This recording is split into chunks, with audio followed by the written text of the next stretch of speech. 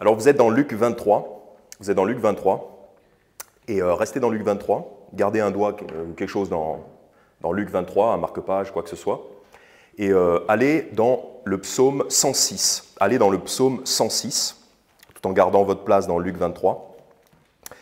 Le titre de mon message aujourd'hui s'intitule « Pleurer », pleurer, comme un commandement.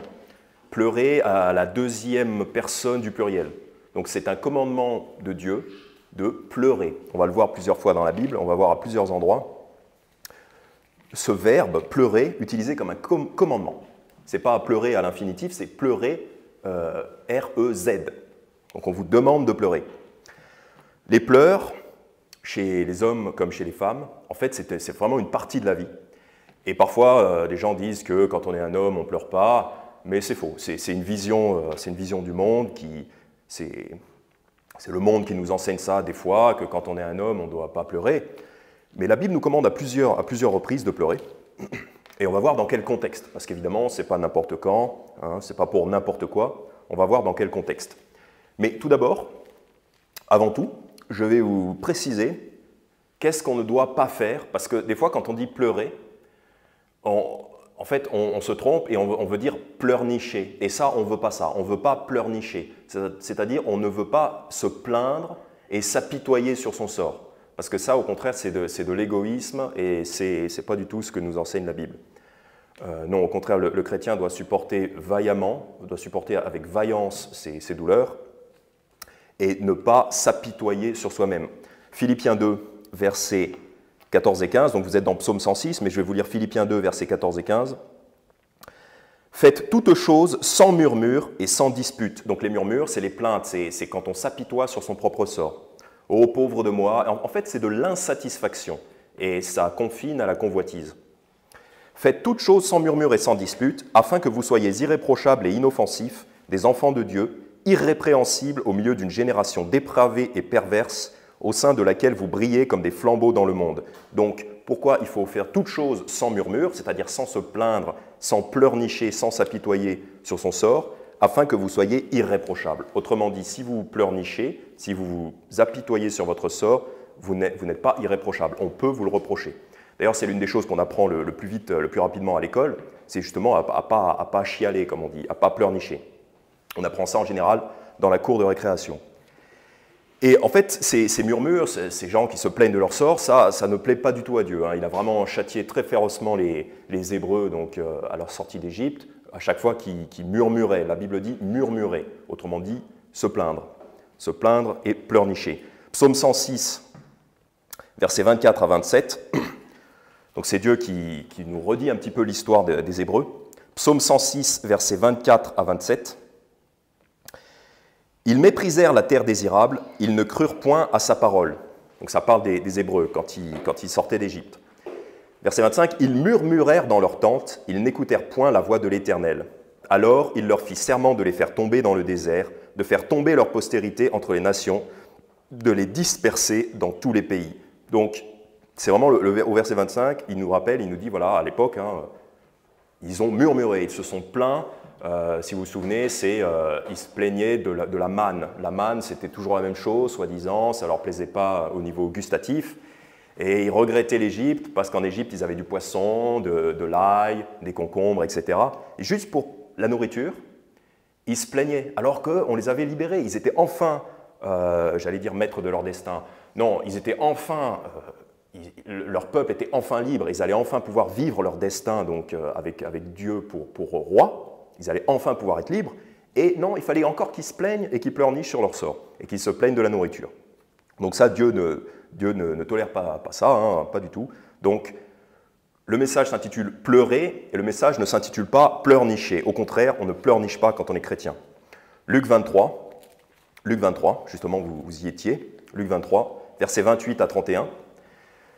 Donc, un chrétien se doit d'affronter avec vaillance et avec contrôle des émotions, les épreuves qui lui sont données par Dieu. Et en fait, j'ai dit un homme peut pleurer. En fait, ce qu'il faut faire, c'est être au contrôle de ses émotions. Voilà, c'est pas se laisser dominer par ses émotions, mais un homme peut pleurer. Toutefois, il ne faut pas pleurnicher. Alors, que fait le Seigneur Jésus? Luc 23, versets 28 à 31. Alors, 27. Versets 27 à 31. « Et une grande multitude de peuples et de femmes le suivaient, qui se frappaient la poitrine et se lamentaient. » Donc, ils pleurent. C'est quand Jésus est conduit à Golgotha pour être crucifié. Beaucoup de gens le suivent et ces gens pleurent, ils se lamentent. Mais Jésus, se tournant vers elles, leur dit « Filles de Jérusalem, ne pleurez point sur moi, mais pleurez sur vous-même et sur vos enfants. » Donc c'est pour ça que je vous ai dit au début, les choses pour lesquelles on ne doit pas pleurer. Les pleurs qui ne sont pas souhaitables. Donc Jésus leur dit « Ne pleurez point sur moi », donc c'est ce que je vous disais, on ne va pas plaindre, en l'occurrence le Christ, qui passe à travers une épreuve, mais au contraire, pleurez sur vous-même et sur vos enfants, car des jours viendront où l'on dira « Bénis sont les stériles, les seins qui n'ont jamais enfanté, et les mamelles qui n'ont jamais allaité. » Alors ils se mettront à dire aux montagnes « Tombez sur nous », et aux coteaux « Couvrez-nous. » Car si l'on fait ces choses au bois vert, que fera-t-on au bois sec? Donc là, Jésus s'apprête à passer au travers d'une épreuve très très difficile, mais il a déjà accepté en lui-même qu'il était bénéfique, qu'il était nécessaire et bénéfique pour lui, et en l'occurrence pour tout le reste de l'humanité, qu'il traverse cette épreuve-là, la crucifixion. Et donc lui, Jésus, il ne va pas pleurnicher, il a déjà été angoissé, il a été fort angoissé, il a été vraiment tourmenté par l'angoisse quand il était dans le jardin de Gethsémanée, mais il a accepté son sort et il a décidé qu'il allait traverser l'épreuve. Et donc, il ne veut pas qu'on le plaigne, parce qu'au contraire, Jésus va être glorifié par la crucifixion. Et pour les chrétiens, c'est pareil, hein, si on va traverser une épreuve, car Dieu va permettre que les chrétiens, Dieu va autoriser que les chrétiens traversent des épreuves difficiles pour raffiner leur foi. Et les chrétiens, donc, on ne veut pas que les gens nous plaignent, et on ne veut pas encore moins pleurnicher sur nous. Donc c'est ce que dit le Seigneur Jésus, ne pleurez point sur moi, mais au contraire, pleurez sur vous-même et sur vos enfants. Donc pourquoi? Donc là, c'est l'un des premiers commandements donc, où il est dit pleurer, hein, comme un commandement. Là, Jésus leur commande de pleurer. Pourquoi? Eh bien parce que dans les versets suivants, on voit que la nation va être détruite. Car des jours viendront où l'on dira « Bénis sont les stériles, les seins qui n'ont jamais enfanté, et les mamelles qui n'ont jamais allaité. » Pourquoi? Parce que plus tard dans l'histoire, je crois que c'est en l'an environ 70, on a détruit Jérusalem. Les Romains sont venus détruire Jérusalem. Donc, ces femmes-là, tous leurs enfants, ils ont été tués finalement. Ou une grande partie de leurs enfants, ils ont été tués ou menés en captivité. Et donc, finalement, qui est-ce qui a eu le sort le pire? Est-ce que c'est Jésus qui est passé par la crucifixion et qui est ressuscité et qui est entré dans l'éternité, qui a la vie éternelle? Est-ce que c'est Jésus? Ou est-ce que c'est ces femmes-là qui ne se rendent pas compte de la damnation qui arrive sur leur nation? Parce que vous pouvez vivre dans la paix à un moment donné, mais si dans 20, 30 ans plus tard, tous vos enfants vont être massacrés, toute votre nation va être détruite, et tout votre héritage est effacé, en fait, vous avez tout perdu. Et c'est pour ça qu'il leur demande pleurer, il leur demande pleurer en avance, parce que rendez-vous compte de ce qui va vous arriver dessus. Verset 31, « Car si l'on fait ces choses au bois vert, que fera-t-on au bois sec ?» Le bois vert, c'est les gens vivants. Jésus, il est vivant, il a la vie éternelle. Par contre, le bois sec, c'est les gens qui sont spirituellement morts. Et ça rejoint un petit peu ce qui est dit en 1 Pierre chapitre 4, si vous voulez regarder. 1 Pierre chapitre 4, parce que c'est un passage qui pourrait être éventuellement mal compris. Versets 15 à 18. Donc si on fait ces choses au bois vert, qu'est-ce qui sera fait, que fera-t-on au bois sec? En fait, le Père, Dieu le Père, permet qu'il arrive ces choses-là à Jésus, et permet aussi qu'il arrive des choses terribles aux chrétiens. C'est les choses qu'on fait au bois vert, c'est-à-dire les gens vivants. Et le bois sec, donc, en fait, si on fait ces choses aux gens sauvés, aux enfants de Dieu, eh ben, c'est vraiment encore bien pire ce qui va être fait au bois sec. En fait, le bois sec, les gens morts vont aller en enfer. Donc, il faut vraiment considérer ça. Nous, on passe par des épreuves, ok, mais ce qui attend les non-sauvés, c'est bien pire. Donc, raison de plus de ne pas s'apitoyer sur notre sort. Parce que nous, on sait que, dans tous les cas, on est victorieux à la fin. Nous, chrétiens, on est victorieux, et même si on passe par des souffrances temporairement, on sait qu'on a la victoire éternelle au bout, qui est garantie. Donc 1 Pierre chapitre 4, versets 15 à 18. « Que nul de vous ne souffre comme meurtrier ou voleur ou malfaiteur ou comme s'ingérant dans les affaires d'autrui, mais s'il souffre comme chrétien, qu'il n'en ait point honte, mais qu'il glorifie Dieu à cet égard. Car le temps est venu où le jugement doit commencer à la maison de Dieu. Et s'il commence premièrement à nous, quelle sera la fin de ceux qui n'obéissent pas à l'évangile de Dieu ?» Donc la Bible nous dit ici, le temps est venu où le jugement doit commencer à la maison de Dieu, c'est-à-dire Dieu va châtier ses enfants. C'est ça le jugement qui commence à la maison de Dieu, c'est le fait que Dieu va châtier ses enfants pour leur bien, afin que justement ils ne soient pas condamnés avec le monde dans l'éternité. Car nous autres chrétiens, nous ne sommes pas condamnés à l'enfer, nous ne sommes plus condamnés à l'enfer, mais du coup, nous devons souffrir une punition pour nos péchés ici-bas. C'est pour ça qu'il dit le temps est venu où le jugement doit commencer à la maison de Dieu. Et s'il commence premièrement à nous, donc si nous, on est sévèrement réprimandés par le Seigneur pour nos péchés, alors quelle sera la fin de ceux qui n'obéissent pas à l'évangile de Dieu? C'est-à-dire considérer le destin horrible des gens qui ne sont pas sauvés. Verset 18, « Et si le juste est difficilement sauvé, où comparaîtra l'impie et le pécheur ?» Donc, et si le juste est difficilement sauvé, ça ne veut pas dire que le juste, c'est difficile d'être sauvé, ça ne veut pas dire ça. Ça veut dire qu'on est sauvé in extremis, ça veut dire qu'on a eu chaud, comme on dit. Si vous pensez à ce qui vous est arrivé, comment vous avez été sauvé, peut-être vous avez en mémoire des fois où vous avez failli mourir avant d'être sauvé, et miraculeusement, vous n'êtes pas mort dans un accident de voiture, par exemple, ou alors si vous pensez à la chance que vous avez eue d'entendre l'Évangile, sachant qu'il y a très très peu de chrétiens, si on analyse les choses d'un point de vue des probabilités humaines, mathématiques, quelle est la probabilité pour que vous ayez pu entendre l'Évangile de la part d'un chrétien, sachant qu'il y a tellement peu de chrétiens, et puis il y en a encore beaucoup moins qui parlent vraiment de l'Évangile. Donc le juste, il est difficilement sauvé, ça veut dire qu'il est sauvé in extremis, on peut dire on a eu chaud. Donc rappelez-vous de ça, rappelez-vous à quel point vous avez eu chaud. Où comparaîtra, et donc si le juste est difficilement sauvé, c'est-à-dire sauvé vraiment, la porte elle est étroite, elle n'est pas difficile à franchir la porte, mais elle est étroite, parce que peu de gens trouvent la porte. Où comparaîtra l'impie et le pécheur? Donc ça rejoint ce que Jésus disait, si on fait ces choses au bois vert, donc le bois vert il traverse des épreuves, par exemple pour nous c'est pour purifier notre foi, et bien considérez où va comparaître le pécheur. Donc pour le pécheur c'est vraiment horrible. Donc c'est pour ça en fait que Dieu, il commande aux non-sauvés de pleurer, pas non plus de s'apitoyer sur leur sort, mais de pleurer pour considérer la damnation qui vient sur eux. Et c'est un petit peu mon premier point. Donc, si vous voulez aller dans Ézéchiel chapitre 30, donc les situations dans lesquelles on doit pleurer, donc on ne doit pas pleurer pour pleurnicher, pour s'apitoyer sur son sort, mais on doit pleurer. Les gens qui doivent pleurer sont les non-sauvés, les gens sur qui va tomber la damnation. Et puisque eux, ils sont inconscients de ça, c'est vraiment à nous de les informer de la damnation et pour que justement ils aient cette terreur et ils aient justement ces pleurs comme des pleurs d'anticipation sur ce qui va leur arriver s'ils ne se convertissent pas.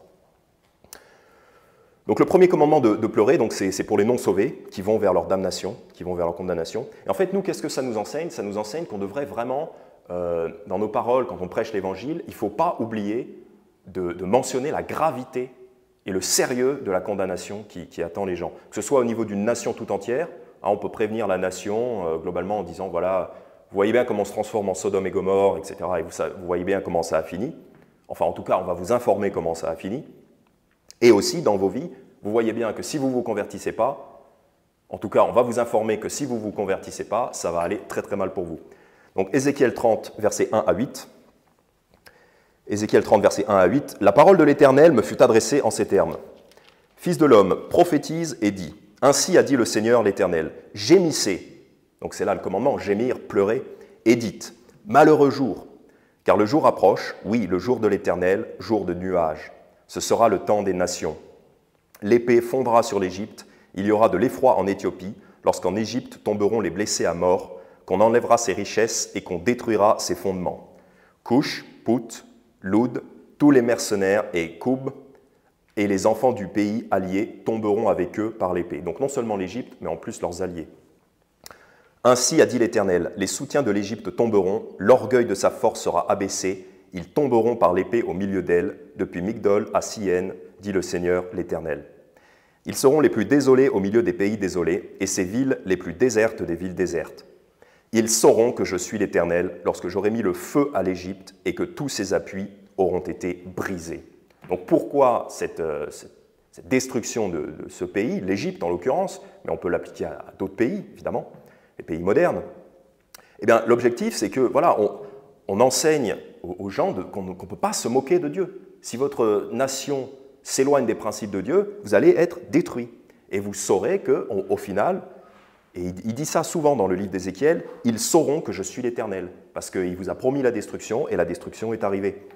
Donc voilà, c'est vraiment un rappel pour nous de ne pas être tout doux dans notre prédication et de faire comme si tout allait bien, de faire comme s'il n'y a pas de problème, oui, la condamnation n'arrivera pas, tout ira bien. Non, il faut vraiment, ici l'Éternel, au verset 2, il commande à Ézéchiel de dire « gémissez ». Donc il commande aux chrétiens, aux prophètes, de dire « gémissez », parce que vous avez de vraies raisons de gémir. Et ça aide aussi à répondre à la question que parfois on nous pose, pourquoi il y a tant de malheur dans le monde, dans ma vie? Alors il y a plusieurs raisons, il y a plusieurs réponses, mais une des réponses possibles, c'est Dieu fait ça parce que vous lui avez craché à la face pendant des années, que ce soit au niveau d'une nation, par exemple une nation qui est résolument contre Dieu, résolument athée, ou résolument une nation de musulmans. Il ne faut pas s'étonner que tôt ou tard, il y a le châtiment qui tombe. Et évidemment, la nation, elle, comme il est dit ici au verset 8, « Ils sauront que je suis l'Éternel lorsque j'aurai mis le feu à l'Égypte et que tous ses appuis auront été brisés. » Donc s'il y a le feu dans votre pays, peut-être que c'est parce que vous avez tellement craché à la face de l'Éternel que maintenant il vous arrive ça. Donc il aurait fallu que quelqu'un vous enseigne à pleurer. Il aurait fallu que quelqu'un vous enseigne à pleurer d'abord. Et c'est notre rôle à nous les chrétiens. Vous voulez bien aller dans Jérémie chapitre 9. Jérémie chapitre 9, et puis je vais vous lire Ésaïe 32. Donc vous voulez aller dans Jérémie chapitre 9, et je vais vous lire Ésaïe 32, versets 11 à 14. Parce que les gens quand même, pourquoi nous on est là les chrétiens? Pourquoi nous on est là? La Bible dit, l'homme naturel ne reçoit pas les choses de l'Esprit de Dieu. En fait, les non-sauvés sont ignorants des choses de Dieu. Ils sont dans les ténèbres, dans l'obscurité. Et nous, notre rôle, c'est de les prévenir. Notre rôle, c'est de les prévenir. Ésaïe chapitre 32, parce que justement, les gens sont inconscients, ils ne savent pas, donc ils ne peuvent pas s'enlever eux-mêmes du danger. C'est pour ça qu'on doit absolument faire des prédications un petit peu dures sur les péchés, comme ça, sur la damnation, et en particulier en évangélisation, parce que les gens n'ont pas conscience du danger. C'est vraiment quelque chose que nous, on doit savoir. Les gens n'ont pas conscience de la damnation qui leur arrive dessus. Ésaïe 32, versets 11 à 14 nous dit « Soyez dans l'effroi insouciante ». Donc là, il parle à des filles ou des femmes, mais bon, ça s'adresse à tout le monde, ça s'adresse aux nations. Même verset 9, « Femmes insouciantes, levez-vous, écoutez ma voix. Filles qui vous tenez assurées, prêtez l'oreille à ma parole. » Donc c'est des gens qui sont insouciants, ou des nations qui sont insouciantes. Elles ne savent pas que la condamnation arrive. Verset 11, « Soyez dans l'effroi insouciante, tremblez vous qui êtes assurés, dépouillez-vous, mettez-vous à nu, saignez vos reins pour le deuil. » Donc le deuil, c'est pareil, c'est les pleurs, voilà. Il leur dit ça parce qu'elles sont insouciantes, elles ne savent pas ce qui arrive. Jérémie 9, donc c'est vraiment notre rôle à nous de les avertir avec sévérité. Jérémie 9, versets 17 à 26. « Ainsi a dit l'Éternel des armées, cherchez, appelez des pleureuses, et qu'elles viennent. Envoyez vers les femmes sages, et qu'elles viennent. Qu'elles se hâtent, et qu'elles prononcent sur nous une complainte, et que nos yeux fondent en larmes, que l'eau coule de nos paupières. Car une voix de lamentation se fait entendre de Sion. Quel est notre désastre? Nous sommes couverts de honte, car nous abandonnons le pays, car on a renversé nos demeures. Femmes, écoutez la parole de l'Éternel, et que votre oreille reçoive la parole de sa bouche. Enseignez vos filles à se lamenter, et chacune sa compagne à faire des complaintes. Car la mort est montée par nos fenêtres, elle a pénétré dans nos palais, exterminant les enfants dans la rue et les jeunes gens dans les places publiques. Dis, ainsi a dit l'Éternel, les cadavres des hommes tomberont comme du fumier sur les champs, et comme une poignée d'épis derrière les moissonneurs, sans que personne les ramasse. Ainsi a dit l'Éternel, que le sage ne se glorifie pas de sa sagesse, que le fort ne se glorifie pas de sa force, et que le riche ne se glorifie pas de sa richesse. Mais que celui qui se glorifie de ce qu'il me comprend et me connaît, et qu'il sait que je suis l'Éternel qui exerce la miséricorde, le droit et la justice sur la terre. Car c'est en ces choses que je prends plaisir, dit l'Éternel. Voici, les jours viennent, dit l'Éternel, où je punirai tous les incirconcis qui ne le sont pas du cœur. L'Égypte, Juda, Édom, les enfants d'Ammon, Moab, et tous ceux qui se rasent les coins de la chevelure et qui habitent le désert. Car toutes les nations sont incirconcises, et toute la maison d'Israël est incirconcise, de cœur. Donc là, au verset 26, c'est intéressant parce qu'il met Juda entre l'Égypte et Édom. En quelque sorte, il considère Juda comme une nation comme les autres, en fait. Parce qu'à l'époque, enfin, je veux dire, ce qu'on appelle les Juifs, les Juifs de nation, ils ne sont pas le peuple de Dieu, donc c'est des païens comme les autres, quelque part. Avec ceci de plus que leur nation porte l'héritage d'avoir tué le Seigneur Jésus. Mais ici, il les met entre l'Égypte et Édom, parce que de toute façon, ces gens-là sont tous incirconcis de cœur. Que ce soit les Juifs ou les autres, ils sont tous incirconcis de cœur, ils ne sont pas sauvés. Et là, ce qui m'intéresse particulièrement ici, c'est le verset 20. « Femmes, écoutez la parole de l'Éternel, et que votre oreille reçoive la parole de sa bouche. Enseignez vos filles à se lamenter, et chacune s'accompagne à faire des complaintes. » Enseignez vos filles à se lamenter, à pleurer donc, et chacune s'accompagne à faire des complaintes, parce que les gens ne savent pas pourquoi ils devraient pleurer. Et il y a souvent de vraies raisons de pleurer dans une vie. Et les gens n'ont pas conscience du danger, c'est ce que je lisais en Ésaïe 32. Et donc l'importance pour nous, vraiment, d'enseigner aux insouciants qui n'ont pas encore connu le malheur, qui ne se rendent pas compte du malheur qui va arriver. Il y a cette citation qui nous dit « Ceux qui ne connaissent pas le passé sont condamnés à le répéter ». C'est une citation assez connue. Mais le principe, c'est ça. Le principe, c'est que si on ne vous dit pas que le malheur arrive, eh ben vous allez vous faire avoir, vous allez au-devant du désastre. Par exemple, si on ne vous prévient pas contre les péchés, et c'est pour ça que nous, il faut régulièrement qu'on répète et qu'on mette en garde contre les péchés dans lesquels les gens vont pouvoir s'engager, parce que si on ne vous met pas en garde, vous allez tomber dans le piège, et ensuite vous allez pleurer véritablement parce que vous aurez ruiné votre vie. Fornication, alcool, banditisme, si vous traînez avec les mauvaises personnes, ou même si vous choisissez une carrière qui est destructrice. Par exemple, j'ai pensé à ça, mais par exemple, si vous aviez choisi la carrière de militaire. Bon, quelqu'un qui est militaire et qui est sauvé, il ne doit pas nécessairement arrêter d'être militaire. Par contre, c'est vraiment une très mauvaise idée si quelqu'un se convertit, mettons, quand il est enfant, et qu'ensuite il choisit cette carrière-là de militaire, eh ben, il arrive un jour, on lui dit « tu te fais piquer avec un poison, avec un truc expérimental empoisonné, ou alors tu perds ton job ». Parce qu'en fait, les militaires, c'est des gens qui sont entièrement et 100% soumis à l'État. Donc, quand vous avez fait ça, bon, c'est juste un exemple, ce n'est pas la chose la plus terrible à faire, mais vous avez fait une grave erreur qui va avoir de graves répercussions sur votre vie. Et donc voilà, il aurait fallu qu'on vous enseigne justement avant à vous lamenter. Comment vous allez ruiner votre vie, surtout avec le péché. Comment vous alliez ruiner votre vie et courir au-devant du désastre. Ensuite, justement, pourquoi enseigner à pleurer? Eh bien, il y a aussi une raison, c'est que ça aide à faire fléchir Dieu en votre faveur. Psaume 34, et c'est ce dont Pierre parlait l'autre fois sur le sermon « La bonté de Dieu ». Si vous vous humiliez dans votre cœur et si vous pleurez devant Dieu, il sera plus enclin à avoir pitié de vous et à vous pardonner. Psaume 34, verset 18.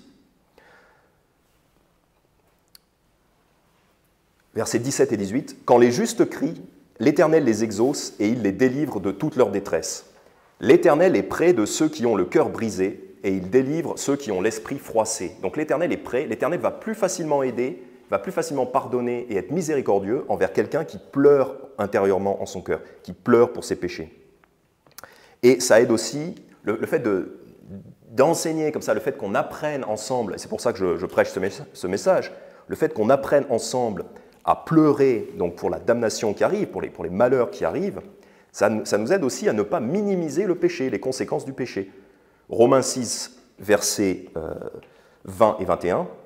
Romains 6, versets 20 et 21. « Car lorsque vous étiez esclaves du péché, vous étiez libres à l'égard de la justice. Quel fruit retiriez-vous donc alors des choses dont vous avez honte présentement? Car la fin de ces choses est la mort. » Donc la fin du péché, c'est la mort. C'est-à-dire le péché va vous amener à la destruction, à la mort. Donc il ne faut absolument pas minimiser les conséquences du péché. Et c'est pour ça que cette émotion donc, des pleurs, elle est nécessaire des fois. Quand on se rend compte à quel point on est plongé dans le péché, eh ben, c'est bien de ressentir cette émotion pour justement pouvoir changer, pour pouvoir éviter la condamnation. Autre raison pourquoi on pleure et dans quel cas, on a déjà un petit peu vu ça, mais bon, pour ses propres péchés. Quand on se rend compte de son propre péché, On peut pleurer parce que ça aide à changer, ça aide à se rendre compte de la gravité du péché. 1 Corinthiens 5, commençons en verset 1. Donc ça c'est plus pour une église, pour un groupe. 1 Corinthiens 5, verset 1. « Il est couramment rapporté qu'il y a parmi vous de la fornication, et une telle fornication que même parmi les gentils, elle n'est pas mentionnée. C'est que quelqu'un d'entre vous aurait la femme de son père. Et vous êtes enflés d'orgueil, et n'avez pas plutôt mené deuil, afin que celui qui a commis cette action fût retranché du milieu de vous. » Donc là, il les réprimande sévèrement, Dieu réprimande sévèrement cette église. Il leur dit, vous êtes enflés d'orgueil, c'est-à-dire, sûrement qu'ils pensaient que tout allait bien dans leur église, alors que parmi eux, il y avait quelqu'un qui commettait la fornication. Et n'avait pas plutôt mené deuil. Donc au contraire, au lieu d'être orgueilleux, vous auriez dû mener deuil, c'est-à-dire être déchiré de chagrin et d'horreur qu'un tel péché puisse être toléré dans l'église. Verset 6, « Votre vanterie n'est pas bonne, ne savez-vous pas qu'un peu de levain fait lever toute la pâte ?» Parce que quand vous êtes dans un péché comme ceux qui sont listés ici au verset 11, donc fornication, cupidité, idolâtrie, raillerie, ivrognerie ou extorsion, quand vous êtes dans un de ces péchés, vous mettez en danger toute l'Église. Donc là, c'est vraiment très grave. Souvenez-vous à Cannes, dans l'Ancien Testament, qui avait convoité de l'or et puis un vêtement babylonien. Et en fait, ça avait vraiment nui à toute la congrégation, toute la nation. Donc c'est pareil pour nous. Si parmi nous, il y a quelqu'un qui est dans un de ces péchés-là, qu'il se demande, est-ce que je ne suis pas en train de mettre en danger par rapport à Dieu, vis-à-vis de Dieu, toute la congrégation? Et il y a de quoi vraiment pleurer. Donc ça, c'est pour le péché du groupe, c'est pour l'aspect groupe. Et ensuite, il y a l'aspect un petit peu plus personnel, Jacques 4. Ça, c'est vraiment dans vos vies personnelles. Jacques 4, verset 6 à 10. « Au contraire, il accorde une grâce plus grande. C'est pourquoi il dit, Dieu résiste aux orgueilleux, mais il donne de la grâce aux humbles. » Donc c'est ce que je vous disais tout à l'heure, hein, si vous avez le cœur brisé, si vous manifestez la tristesse dans votre cœur, Dieu aura plus tendance à vous accorder la grâce. « Soumettez-vous donc à Dieu, résistez au diable et il s'enfuira de vous. Approchez-vous de Dieu et il s'approchera de vous. Pécheurs, nettoyez vos mains et vous qui avez le cœur partagé, purifiez vos cœurs. Sentez vos misères et soyez dans le deuil et pleurez, que votre rire se change en deuil et votre joie en tristesse. Humiliez-vous devant le Seigneur et il vous élèvera. » Donc vraiment, ce que je voudrais vraiment regarder, c'est le verset 9. « Sentez vos misères. » Ça, c'est de la méditation. Parce que des fois, on peut se demander, c'est quoi la méditation? La Bible parle de la méditation, puis il y a des gens dans le monde qui parlent de la méditation, mais qu'est-ce que c'est que la méditation? Ben là, vous avez un exemple de méditation. Sentez vos misères. C'est-à-dire, rentrez en vous-même, faites silence, et le monde n'aime pas ça, hein. C'est pour ça qu'il y a de la musique dans tous les restaurants, il y a de la musique, les gens, quand ils prennent la voiture, ils mettent tout de suite la radio, on a toujours des écouteurs, on a toujours une distraction quelconque, puis ensuite on va se distraire aussi avec l'alcool, les femmes, la fête, le jeu, la télé, TikTok, les jeux vidéo, Instagram, les jeux vidéo, et aussi les jeux vidéo. On va beaucoup se distraire, et toujours il y a du bruit. Pourquoi? Parce que c'est peut-être le diable, hein, puisqu'au verset 7, il mentionne le diable. Ou alors c'est vous, parce que vous ne voulez pas faire cette démarche de méditation, de sentir vos misères, c'est-à-dire s'analyser et se demander, bon, est-ce qu'il y a quelque chose que je fais mal? À quel niveau est-ce que j'ai des péchés qui ne plaisent pas à Dieu, quoi? Et en fait, on pleure, et c'est pour ça qu'il nous dit ici, sentez vos misères et soyez dans le deuil et pleurez. On pleure quand on a enfin pu prendre conscience de la gravité, quand on a enfin pris la mesure de la gravité de ses actes. Donc, faites cette démarche. C'est un commandement ici de Dieu, sentez vos misères. Et moi, une des meilleures choses qu'on a fait pour moi, c'est quand ma mère m'a dit, Arthur, t'es un moins que rien. Et Dieu sait que c'est la personne qui a le plus droit de me dire ça. Ça fait longtemps, il y a des années de ça. Parce qu'elle m'a toujours aimé sans condition, et elle m'aime toujours, elle m'a toujours manifesté tout l'amour dont on pourrait souhaiter envers une maman. Mais elle m'a dit ça à un moment donné où j'avais besoin qu'on me dise la vérité, qu'on me fasse comprendre à quel point mon comportement était incorrect. Et alors je ne recommanderais pas nécessairement de dire ça à tout le monde, parce que des fois ça ne va pas aider, des fois ça va au contraire enfoncer la personne. Ça dépend du contexte. Je ne dis pas qu'il faut forcément dire ça à quelqu'un. Mais quand elle m'a dit ça, ça m'a vraiment fait réagir, quoi. C'est comme quand on vous donne un coup de pied aux fesses, quoi. Et des fois, vous avez besoin. Et elle m'a dit ça, je ne sais plus si c'est exactement ces mots-là, mais je crois bien. Et c'est bien, je suis content qu'elle m'ait dit ça. Je la remercie pour ça. Je crois même que je lui ai dit que je la remerciais pour ça. Parce que ça m'a fait réagir, ça m'a permis, comme dit la Bible, de sentir ma misère. Et après, bon, voilà, vous savez que vous êtes au fond. Et quand vous êtes au fond, il faut bien l'admettre. Parce que ça ne sert à rien de nier vos misères. Ça ne sert à rien de nier vos péchés, vos mauvais comportements. Ça vous permet enfin d'analyser que oui, j'ai des problèmes, et ben je vais faire quelque chose, je vais remonter. C'est quand on a conscience d'être au fond qu'on peut prendre action pour remonter. Donc ça, c'est vraiment essentiel, de sentir nos misères et pleurer pour nos misères. Et cette émotion va nous faire changer, va nous donner envie, cette envie de revanche, cette envie de changer. Psaume 6, donc quand vous avez senti vos misères, vous pouvez vous adresser à Dieu. Psaume 6, commençant au verset 1. « Éternel, ne me reprends pas dans ton indignation et ne me châtie pas dans ta colère. Aie pitié de moi, Éternel, car je suis sans force. Éternel, guéris-moi, car mes os sont tremblants. Mon âme aussi est fort troublée. Et toi, Éternel, jusqu'à quand? Reviens, Éternel, délivre mon âme. Sauve-moi pour l'amour de ta bonté. Car dans la mort, on ne se souvient point de toi. Qui te célébrera dans le sépulcre? » Ça, c'est une chose que vous pouvez dire à Dieu. Si vous savez que vous avez commis un grave péché, vous pouvez lui demander d'avoir pitié de vous et lui dire si tu me fais mourir, parce que Dieu peut faire mourir ses enfants, il peut leur enlever la vie physique, il peut les ramener à la maison directement pour aller au paradis. Hein, Dieu peut faire mourir ses chrétiens, ses enfants, il les fait mourir physiquement, bien sûr. Mais vous pouvez, pour vous défendre, pour essayer de l'apitoyer, vous pouvez dire, voilà, dans la mort, si tu me ramènes à la maison, je ne pourrai plus te servir, et j'ai vraiment envie de te servir encore. C'est une prière qu'on peut faire, ça. Ou même si vous êtes malade aussi, vous pouvez dire, Seigneur, si tu permets que je meure de cette maladie, bah après, je ne pourrai plus te servir, quoi. Verset 6, « Je m'épuise à gémir, chaque nuit je baigne ma couche de pleurs, je trempe mon lit de mes larmes. Mon visage est tout défait de chagrin, il dépérit à cause de tous mes ennemis. Éloignez-vous de moi, vous tous, ouvriers d'iniquité.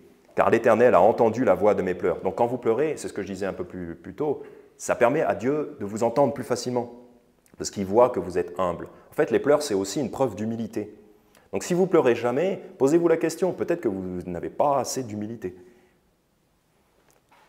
L'Éternel a entendu ma supplication, l'Éternel reçoit ma prière. Donc c'est ça l'espoir, c'est ça, c'est que si on a cette tristesse en nous, l'Éternel va entendre nos prières.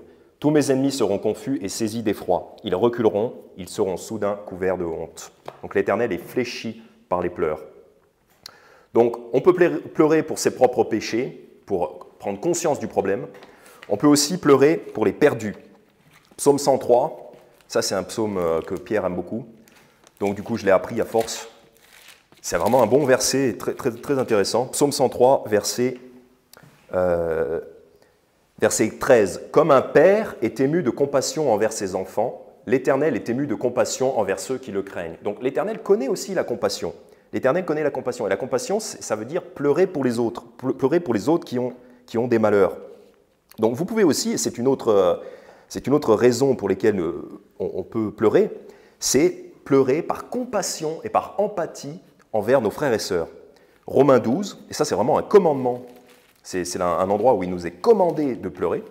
Romains chapitre 12, verset 15. «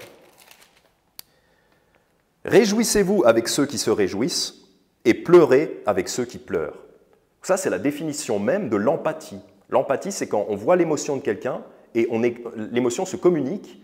Hein, même c'est connu que quand quelqu'un va pleurer ou va manifester une émotion de tristesse, ben ça suscite la tristesse aussi. Surtout, on avait dit ça pour les bébés, quand un bébé commence à pleurer, les autres bébés se mettent à pleurer aussi, mais c'est vrai aussi pour les adultes, qui ont de l'empathie, du moins les gens qui ne sont pas des psychopathes. Parce que justement, quelqu'un qui n'a pas d'empathie, quelqu'un qui est incapable de faire ça, de se réjouir avec ceux qui se réjouissent et de pleurer avec ceux qui pleurent, c'est un psychopathe. Bon. Mais nous avons pour commandement de pleurer avec ceux qui pleurent. Pourquoi? Parce que la vie chrétienne, ce n'est pas juste ma petite personne, ce n'est pas juste qu'est-ce qui me touche moi personnellement et quels sont mes problèmes, quelles sont mes joies. Non, la vie chrétienne, c'est vraiment un groupe et une église, c'est un corps. Et quand un membre souffre, tous les autres membres souffrent. Donc on doit vraiment être à l'écoute les uns des autres, et justement pour pouvoir avoir cette empathie, cette compassion qui va aider à guérir. Proverbe 25, verset 20. Parce que le contraire de ça, c'est je me réjouis moi-même des choses bien qui m'arrivent à moi-même, je pleure uniquement pour mes propres malheurs. En fait, c'est de vivre un peu isolé, c'est de vivre isolé. C'est pas ça, faire partie d'une église. Parce que faire partie d'une église, c'est plein de choses, et c'est aussi l'empathie pour les frères et sœurs. Proverbe 25, verset 20. Donc ça, c'est pour quelqu'un qui n'aurait pas d'empathie. Et on est tous plus ou moins égoïstes, hein, mais il faut travailler à ça. Proverbe 25, verset 20. Comme celui qui ôte un vêtement en temps froid, et comme du vinaigre sur du nitre, tel est celui qui chante des chansons à un cœur affligé. Donc si vous avez quelqu'un qui a un cœur affligé, qui est triste, et que vous arrivez, vous êtes joyeux, vous dites « Ouais, et tout, comment ça va? J'ai passé une super journée. » Eh bien, cette personne, c'est très pénible d'entendre ça. « Ouais, t'es joyeux, mais moi, je souffre. » On aimerait avoir un peu d'empathie. Donc soyez pas, parce que c'est comme si vous enlevez le vêtement en plein hiver. Ça fait un choc et c'est très désagréable. Donc c'est très désagréable pour quelqu'un qui ne va pas bien, qui est triste, qu'on lui dise « Ouais, ça va et tout, moi j'ai passé une super semaine. » Il y a un moment pour tout. Et quand la personne pleure, il nous est commandé de pleurer avec cette personne. Et ce n'est pas nécessairement de donner plein de conseils, « Vas-y, tu devrais faire ça, fais ça, moi à ta place, je… » Non, non, simplement écoutez et pleurez avec cette personne. Permettez à vos émotions de se manifester un peu, de sortir, quoi. Pleurez avec ceux qui pleurent, en particulier dans l'Église, entre nous. Ensuite, pour qui on peut pleurer? Pour qui d'autre on peut pleurer? Et puis aussi, le fait d'avoir ces émotions comme ça pour les uns, pour les autres, cette empathie, ça permet aussi d'avoir une pensée pour les autres, mine de rien, et de pouvoir prier pour les uns les autres, ou se demander quels pourraient être les besoins des uns des autres. En gros, c'est le contraire de l'égoïsme et d'être centré sur soi. On peut pleurer pour les perdus, puisque Dieu a de la compassion, on l'a vu en Psaume 103.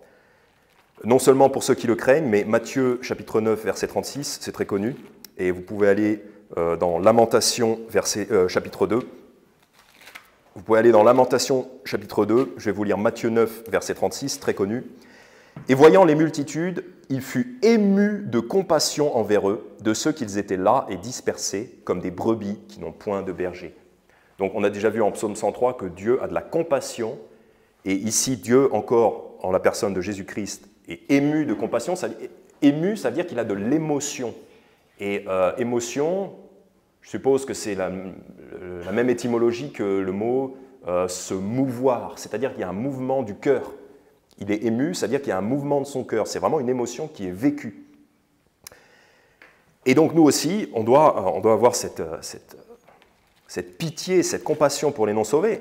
Posez-vous la question, est-ce que j'ai déjà eu une pitié émotionnelle pour les non-sauvés? Ça fait du bien, ça peut faire du bien. Et si on n'a pas ça, il faut demander à Dieu de nous aider justement à avoir cette compassion. Parce que ça nous aide aussi à aller vers les non-sauvés, à faire plus d'évangélisation.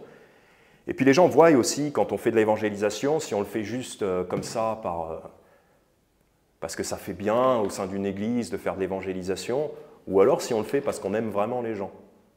Et quand vous aimerez vraiment les gens, quand vous aurez vraiment de la compassion pour eux, eh ben les gens le verront. Et c'est vraiment une caractéristique de Dieu. Donc pour ressembler au Seigneur Jésus, ayons cette compassion de cœur pour les non-sauvés. Lamentation 2, commençant au verset 18. Leur cœur crie vers le Seigneur, muraille de la fille de Sion, verse des larmes comme un torrent jour et nuit. Ne te donne pas de relâche et que la prunelle de tes yeux ne se repose point. Lève-toi et crie de nuit dès le commencement des veilles de la nuit. Répands ton cœur comme de l'eau en la présence du Seigneur. Lève tes mains vers lui pour la vie de tes petits-enfants qui meurent de faim au coin de toutes les rues. Regarde, ô Éternel, et considère qui tu as ainsi traité.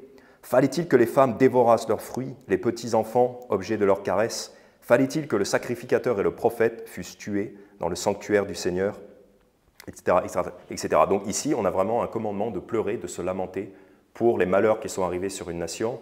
Et là, il s'agit de faire de l'intercession. Donc, on prie le Seigneur pour qu'il ait pitié de la nation, pour qu'il ait vraiment pitié de ces gens-là, parce que nous, on a compassion envers eux. Et si on a compassion envers eux, on va aller faire de l'évangélisation pour leur donner l'opportunité d'être sauvés. Jude, ça c'est très connu, hein, Jude, chapitre 1.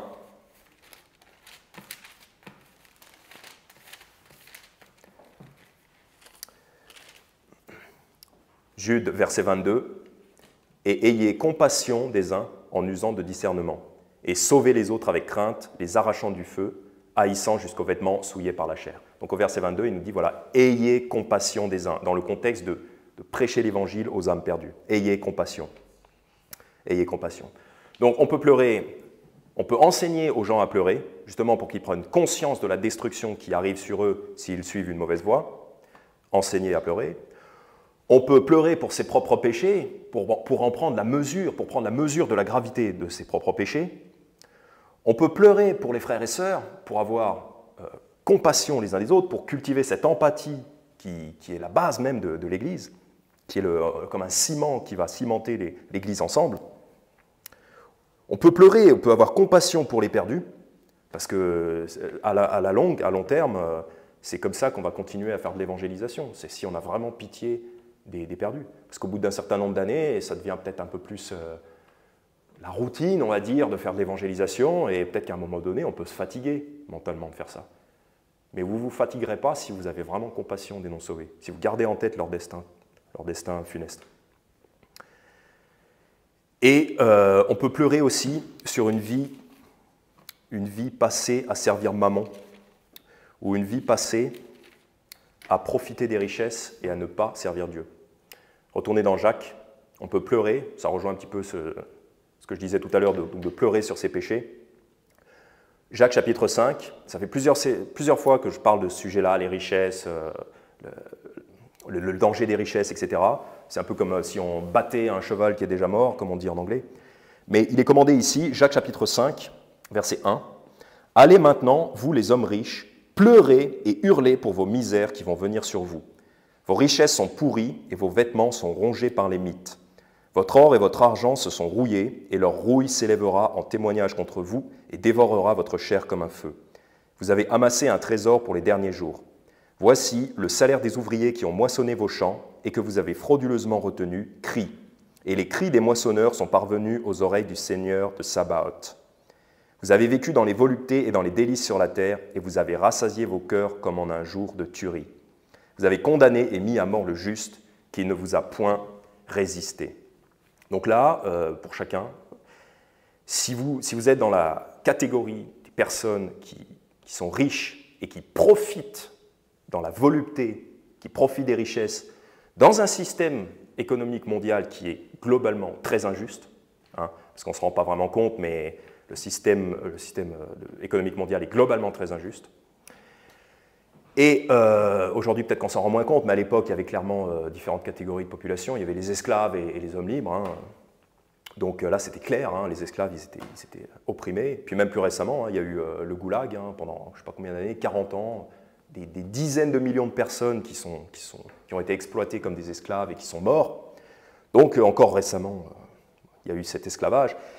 Eh bien, pleurez si vous vivez dans la volupté, si vous participez à ce système et que vous ne servez pas Dieu, mais vous vivez justement dans la volupté sur le dos des esclaves. Pleurez, parce que Dieu va vous en demander des comptes. Et c'est comme si vous n'aviez pas fait le choix que Moïse a fait. Vous savez, le choix que Moïse a fait, il a préféré souffrir avec le peuple de Dieu plutôt que de profiter des plaisirs du péché pour un temps. Ben, pleurez sur vous-même si vous faites le mauvais choix, si vous faites le choix de profiter des plaisirs du péché pour un temps. Et justement, comme ça, vous pourrez avoir conscience que la vraie bénédiction, c'est de servir Dieu. Donc pour conclure, la bénédiction des pleurs, eh ben, ça vous rend plus proche de Dieu, hein, ça vous rend plus proche de Dieu, parce que Dieu a compassion, Dieu pleure, on voit Jésus pleurer.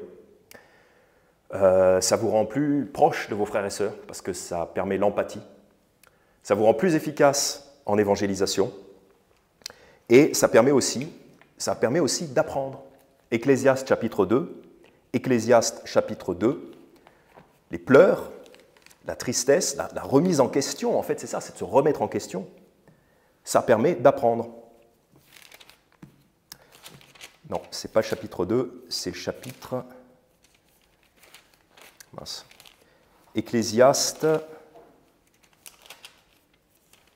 chapitre 7. Ecclésiaste chapitre 7. La bénédiction des pleurs, c'est que ça permet d'apprendre. Je disais tout à l'heure, le monde refuse de sentir ses misères. Le monde est sans cesse en quête de distraction pour ne pas s'examiner, pour ne pas faire de l'introspection. Parce que si on passe un moment dans le silence, mettons à la montagne, avec juste le bruit du vent dans les arbres, on va commencer à se poser des questions du genre qui suis-je? Pourquoi est-ce que je fais ça? Pourquoi est-ce que je me bouge à gagner de l'argent? Pourquoi est-ce que j'essaye d'avoir la gloire parmi les hommes, etc. Et là, on commence à se remettre en question. Mais le monde ne veut pas ça. Le monde veut sans arrêt la distraction. Sans arrêt, il faut qu'il y ait quelque chose qui occupe l'esprit. Si vous sentez vos misères, vous allez pouvoir vous remettre en question et apprendre. Ecclésiaste chapitre 7, verset 2. « Mieux vaut aller dans une maison de deuil que d'aller dans une maison de festin, car là est la fin de tout homme, et celui qui vit met cela dans son cœur. » Donc il vaut mieux aller dans une maison de deuil, c'est-à-dire il vaut mieux apprendre la tristesse. Il faut apprendre la tristesse. D'ailleurs, c'est bien si vous avez été affligé à un moment donné, ça vous a rendu meilleur, je vous le garantis. Il vaut mieux aller dans une maison de deuil que d'aller dans une maison de festin. La maison de festin, c'est là où on va simuler la joie, on va essayer de se forcer à être joyeux. Et en fait, on peut apprendre ça, c'est un secret que les gens essayent de cacher, mais souvent, ils font semblant d'être heureux, les gens, dans leur vie. On sourit sur les photos, hein, vous connaissez ce concept. On sourit sur les photos. Mais en vrai, le cœur, il est lourd, et le cœur, il est triste. Mais si on fait sans arrêt semblant d'aller bien, et qu'on nie la tristesse et les pleurs, on ne peut jamais se remettre en question. Moi, on m'avait dit ça, on m'avait dit à un moment donné, quelqu'un qui avait l'air super heureuse sur les photos et tout ça, et en privé, elle m'a dit, ouais, non, en fait, en gros, elle pensait au suicide, quoi. Mais sur les photos, ça allait, elle avait l'air d'être super heureuse.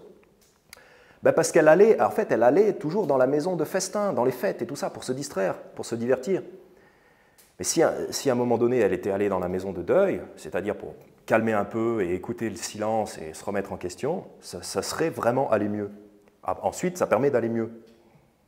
Parce que si on va toujours faire la fête ou prendre des drogues ou des médicaments, des antidépresseurs, on ne se permet jamais d'aller mieux, en fait. Verset 3, « Mieux vaut la tristesse que le rire, car par la tristesse du visage, le cœur devient joyeux. » Par la tristesse du visage, le cœur devient joyeux. Donc quand on manifeste ses émotions, quand on permet aux émotions de sortir, enfin surtout celle-là, l'émotion de tristesse, eh ben ça permet finalement, après, on va mieux. Une fois que l'émotion est sortie, on va mieux. Sinon, si on nie toujours cette émotion, hein, on se distrait toujours par la fête, etc., ça n'ira jamais mieux. Le cœur des sages est dans la maison de deuil, mais le cœur des insensés est dans la maison de joie. Mieux vaut entendre la répréhension du sage que d'entendre la chanson des insensés. Les insensés, ils sont toujours en train de chanter, ils sont toujours en train de faire semblant d'être heureux avec des chants. Et donc nous, on ne veut pas ça, nous, on veut savoir pleurer, on veut savoir être triste pour pouvoir aller mieux et devenir meilleur. Luc 6, pour finir, Luc 6, et je vais vous lire Psaume 30, verset 5, Psaume 30, verset 5, « Car il n'y a qu'un moment dans sa colère, mais une vie dans sa faveur. Les pleurs logent le soir et le chant de triomphe revient le matin. » Donc la tristesse, il faut la vivre, c'est même un commandement, il faut la vivre, mais sachez que ce n'est pas pour l'éternité. Les pleurs logent le soir et le chant de triomphe revient le matin. Donc vous savez que la tristesse, elle va passer.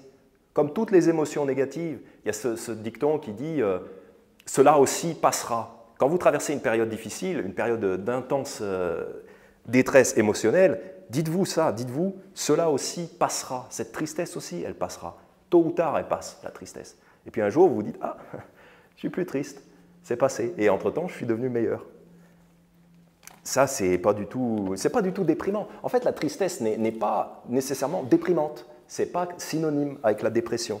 Tristesse n'est pas synonyme de dépression. Luc 6. Donc, vivons cette tristesse à fond, vivons ces pleurs à fond, pour toutes les raisons que j'ai évoquées, et on va en sortir bien meilleur. Luc 6, pour finir, versets 20 à 26, c'est le Seigneur Jésus qui parle. Luc 6, verset 20, « Alors Jésus, levant les yeux vers ses disciples, dit, « Bénis vous qui êtes pauvres, parce que le royaume de Dieu est à vous. » Probablement parce que les pauvres, ils ont moins d'obstacles pour servir Dieu. Ils se disent, bon, de toute façon, je suis pauvre, donc autant servir Dieu à fond. Parce que malheureusement, les richesses ont tendance à détourner les gens du service de Dieu. « Bénis vous qui avez faim maintenant, parce que vous serez rassasiés. Bénis vous qui pleurez maintenant, car vous rirez. » Donc si vous pleurez maintenant, si vous pleurez pour les raisons que j'ai dit, eh ben, ça veut dire qu'en fait, vous servez Dieu. Ça veut dire que vous êtes dans un même esprit avec Dieu, vous pleurez quand Dieu pleure, en fait. Eh bien, si vous pleurez maintenant, en fait, c'est un signe, quelque part, que vous menez une bonne vie chrétienne. Le fait de pleurer, le fait de vivre des tristesses, c'est un signe que vous menez une bonne vie chrétienne. Et qui mène une bonne vie chrétienne obtiendra une grande récompense. C'est pour ça qu'il dit « Bénis vous qui pleurez maintenant, car vous rirez ». Donc si je vous enseigne ce message-là, c'est vraiment pour vous aider et pour vous préparer des bénédictions. Sachez pleurer, car si vous pleurez maintenant, vous rirez par la suite. Vous serez bénis lorsque les hommes vous haïront, vous chasseront de leur présence et vous outrageront et rejetteront votre nom comme mauvais à cause du Fils de l'homme. Réjouissez-vous en ce temps-là et tressaillez de joie parce que votre récompense est grande dans le ciel, car c'est ainsi que leur Père traitait les prophètes. Mais malheur à vous qui êtes riches, parce que vous avez reçu votre consolation. Donc malheur à vous qui êtes riches, la richesse, c'est une bénédiction de base. On pourrait dire, oui, c'est une bénédiction. Dieu vous a donné des moyens financiers, c'est bien. Mais pourtant, le Seigneur nous dit, malheur à vous qui êtes riches. Pourquoi? Parce que souvent, les riches, ils ont tendance à ne pas servir Dieu. Ils se contentent de leur richesse, et ce que j'ai mentionné tout à l'heure, vivre dans la volupté. Et le problème, c'est que vous avez déjà reçu votre consolation, et une consolation qui est vaine. Si tout ce que vous avez dans cette vie, c'est la richesse matérielle, c'est vain, et ça ne vaut rien. Vous avez déjà reçu toutes vos récompenses, et des récompenses terrestres et périssables. Donc c'est un malheur, si vous ne servez pas Dieu. Malheur à vous qui êtes rassasiés parce que vous aurez faim. Malheur à vous qui riez maintenant, car vous vous lamenterez et vous pleurez. Donc malheur à vous qui riez maintenant, c'est-à-dire si vous avez trop de joie dans ce monde-là, c'est qu'il y a quand même sûrement un problème avec votre cœur, parce que ce monde n'a rien de réjouissant. Donc on peut être joyeux dans la vie quotidienne, le Seigneur nous rend joyeux, oui. Mais si vous riez, si vous êtes trop bien dans ce monde, c'est qu'il y a un problème. Remettez-vous en question, car vous vous lamenterez et vous pleurerez. Malheur à vous lorsque tous les hommes diront du bien de vous, car leur père en faisait de même aux faux prophètes. Donc voilà, si vous êtes trop bien, si vous pleurez jamais, c'est qu'il y a un problème. Et donc, faisons en sorte de savoir pleurer. On va prier. Père Céleste, merci pour ta parole. Père, aide-nous à prendre conscience du besoin dans différentes situations, du besoin de pleurer, de se lamenter, de ressentir la tristesse et cette émotion, Père. Aide-nous aussi à ne pas pleurnicher et pardonne-nous quand nous nous plaignons et nous apitoyons sur notre propre sort. Père, mais aide-nous à avoir plus d'empathie les uns pour les autres, plus de compassion pour les non-sauvés. Et Père, aide-nous à avoir toujours ce sérieux et cette sévérité dans nos discours qui est là pour prévenir, Père, pour prévenir de la condamnation qui va arriver sur les gens qui n'ont pas conscience du danger de leur mauvaise voie. Oui, Père, nous te remettons aussi l'évangélisation et le reste de cette journée au nom de ton Fils Jésus. Amen.